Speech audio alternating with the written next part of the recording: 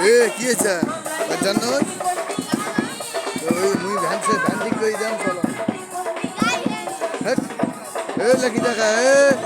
এই ভ্যান ঠিক করে পাঠে দিন পরে দেখিস তোর বাপের গাল শুনিস